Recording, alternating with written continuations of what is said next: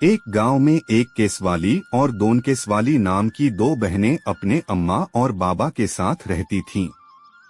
एक केसवाली के सिर पर एक ही बाल था, इसलिए उसे सब एक की बुलाया करते थे। दोन केसवाली के सिर पर दो बाल थे, इसलिए उसे सब दोक की बुलाया करते थे। दोक्की के दो बालों के कारण उसकी माँ उसे दुनिया की सबसे सुंदर लड़की समझती थी और उसे बहुत प्यार करती थी। दोक्की को भी अपने दो बालों पर बड़ा घमंड था, इसलिए वह हर समय एक की को नीचा दिखाया करती थी। एक दिन एक की लकड़ी बीनते बीनते घने जंगल के बहुत अंदर चली गई। वहां बहुत सन्नाटा था। उस सन्नाटे में उसे एक आवाज सुनाई पड़ी। मैं बहुत दिनों से प्यासी हूँ, मुझे कोई पानी पिला दे। एक की ने अपने चारों ओर देखा, उसे कोई नजर नहीं आया। कुछ देर बाद उसे फिर से वही आवाज सुनाई पड़ी। कृपया कोई मुझे पानी पिला दो, मुझे बहुत प्यास लगी है।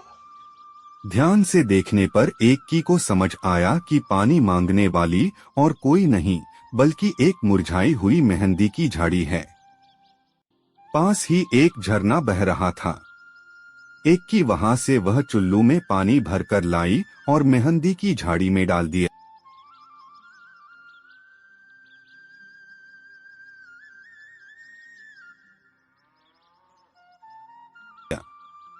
चार पांच बार ऐसा करके उसने मेहंदी की झाड़ी की प्यास बुझा दी। मेहंदी की झाड़ी एक की से बोली, धन्यवाद एक की, मैं ये एहसान तुम्हारा कभी नहीं भूलूंगी।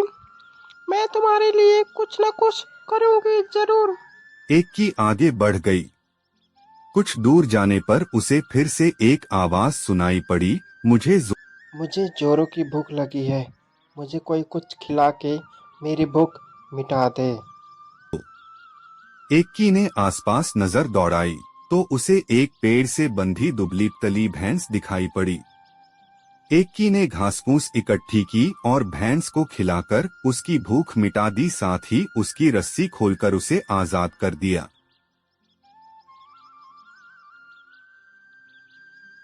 भैंस ने भी एक की का धन्यवाद किया। एक की आगे बढ़ गई। चलते चलते उसे बहुत देर हो गई थी। वह थक गई थी। गर्मी के मौसम में उसका हाल बुरा हो रहा था।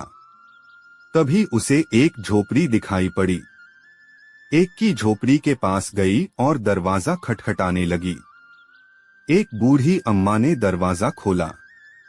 एक की को देखकर, आओ बेटी, अंदर आ जाओ, मैं तुम्हारा बहुत दिन से इंतजार कर रही थी। बूढ़ी अम्मा की बात मान एक की झोपड़ी में अंदर आ गई। अंदर आकर एक की ने कुछ देर आराम किया। फिर बूढ़ी अम्मा ने उसे एक तेल देकर बोली, बेटी, इस तेल को अच्छी तरह अपने बालों में लगा लो, मैंने पानी भी गर्म कर दिया है, जाकर नहा लो। पहले तो एक की शर्माई, लेकिन फिर बूढ़ी अम्मा की बात मानकर नहाने चली गई। नहाकर आने के बाद जैसे ही एक की ने अपने सिर से तौलिया हटाया, वह हैरान रह गई। उसके सिर पर बहुत सारे बाल आ गए थे।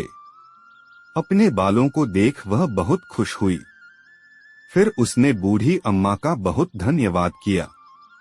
खाना खाकर वह अपने घर ने लिए निकल गई। रास्ते में उसे भैंस ने मीठा दूध दिया और मेहंदी की झाड़ी ने उसे हाथों में रचाने के लिए मेहंदी दी। एक की खुशी खुशी घर पहुंची। घर पर सब उसके बालों को देखकर हैरान थे। दोक्की का जलन के मारे बुरा हाल था। उसने पूछा तो एक की ने जंगल का किस्सा उसे बता दिया।